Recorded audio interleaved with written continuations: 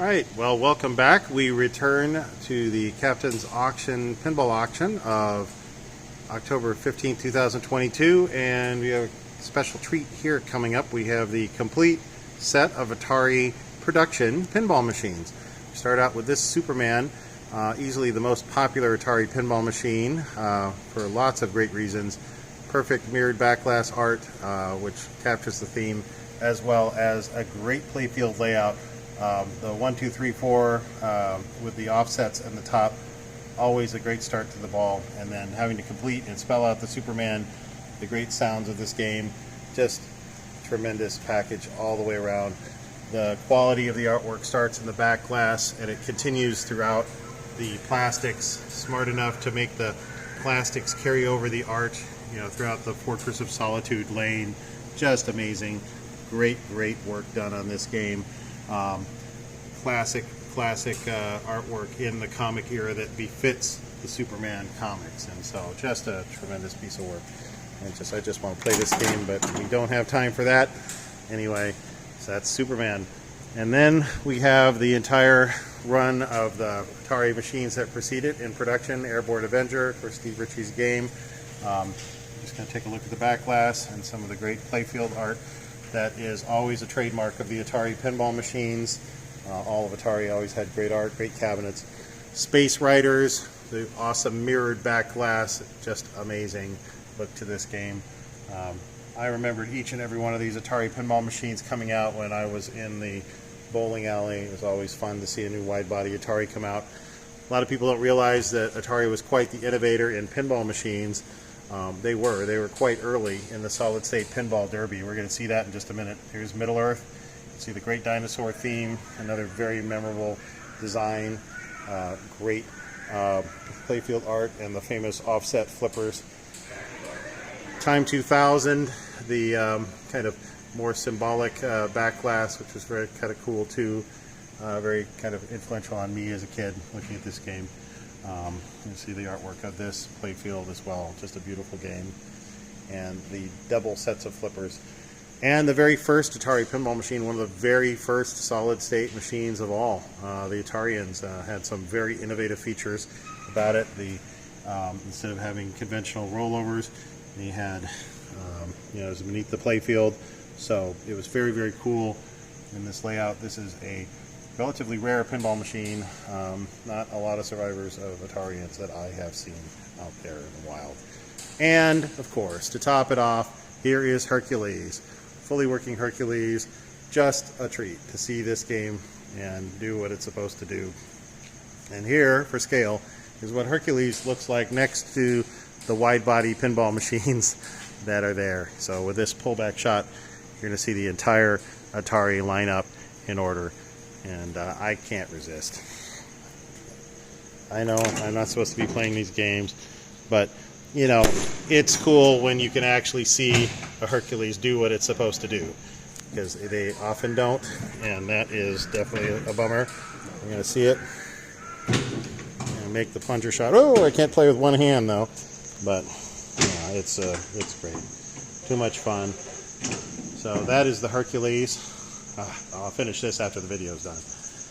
And as a kind of a bonus, the Atari Video Pinball. And this is something that not everybody knows about. I guess if you were back in the era like me, you certainly would. But it was really kind of cool, because what this did was it incorporated a physical kind of background along with the reflected black and white video game in it. And so it was very much a hybrid game. And the cool part was you could also nudge this game, with the playfield. So that was cool. But, definitely something attempt to be of the future here. And I'm playing it a little bit so you can kind of see what it looks like. And, that classic early Atari sound. So Atari really was covering its bets in both directions. It was hoping that, obviously they'd be successful on the pinball front. But, hey, maybe this was the future. So, fortunately, it wasn't all the future. So that's Atari Video Pinball. Another great novelty here from Allied Leisure. This is Sea Hunt, and this is a Shakerball game. This game, you can see through here, is actually a composite of things that appear in the lit up like the game over. It's kind of hard to see that. And then the reflected playfield beneath it. And so when you play Sea Hunt, you're actually playing a pinball machine that's, if I pan down, the playfield is actually below, and then you are looking at its reflection in the mirror, half-mirror glass, the mirror glass.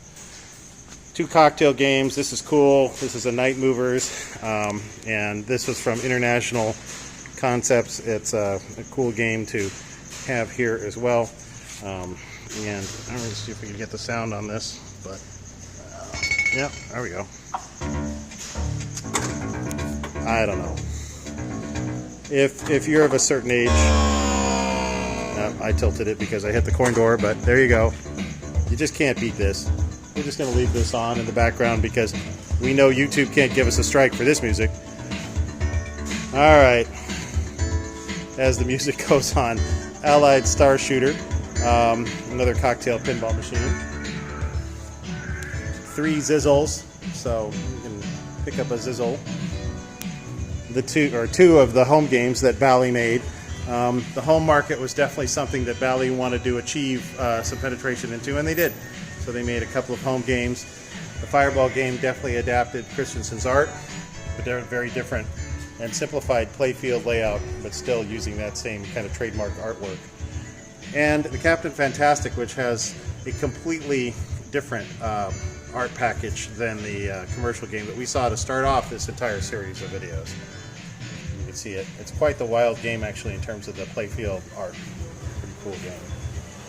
And then we have some of the cool games here on this side of the auction.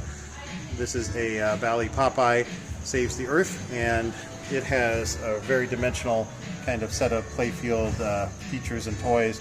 This is a tremendous game for a family. It has features that make it very much an equalizer type game. The plunger shot is just a button that leads into kind of a random trough, and so there's a lot of feeling that, you know, things like that make this a game where younger kids are definitely equal to their, you know, older skilled players, and that's true. So this was a game that I actually played a lot with my daughter when she was young, and it was a lot of fun. And it made it so that she could win, and it was legit, you know. It was a fun thing. And Creature from the Black Lagoon, of course, the famous title from Bally. One of the most beautiful Bally pinball machines ever made, of course, with the licensed artwork in the back glass.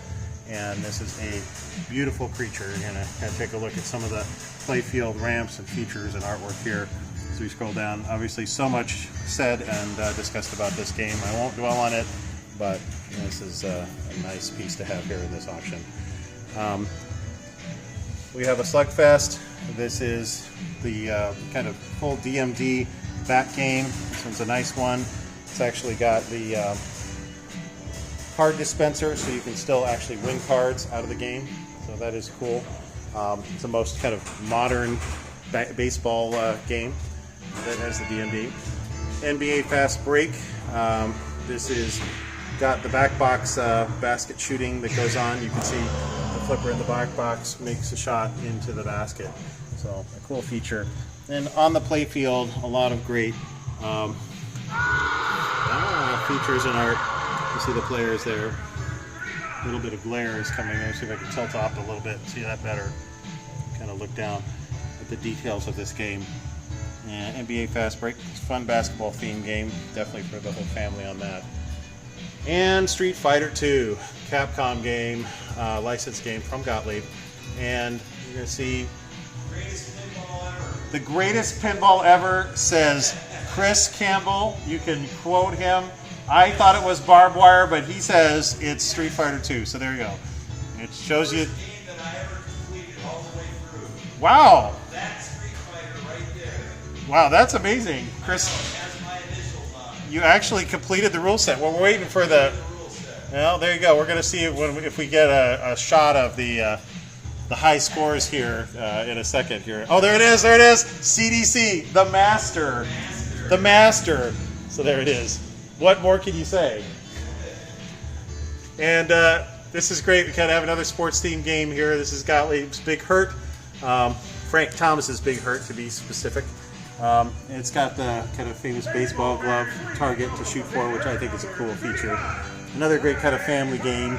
Definitely, if you like baseball, it's a great themed game and has the kind of modern DMD approach, so that's good.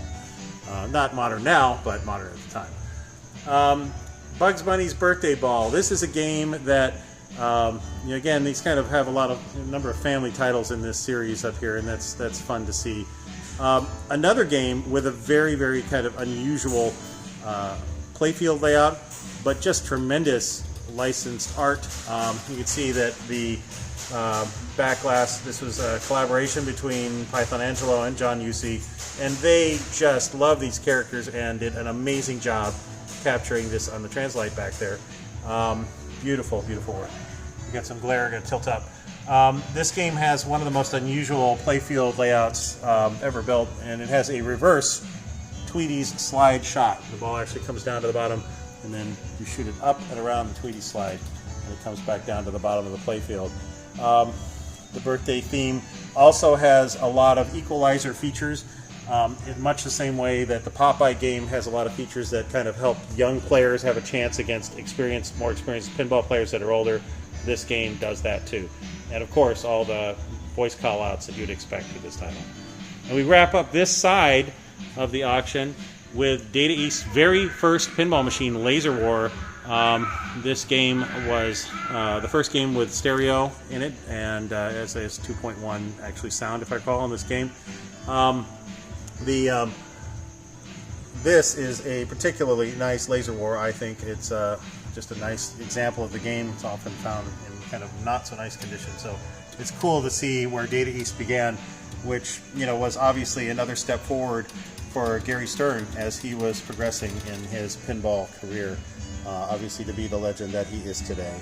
And so that wraps up this set of games, and we hope you enjoyed seeing them all, and look forward to our next video.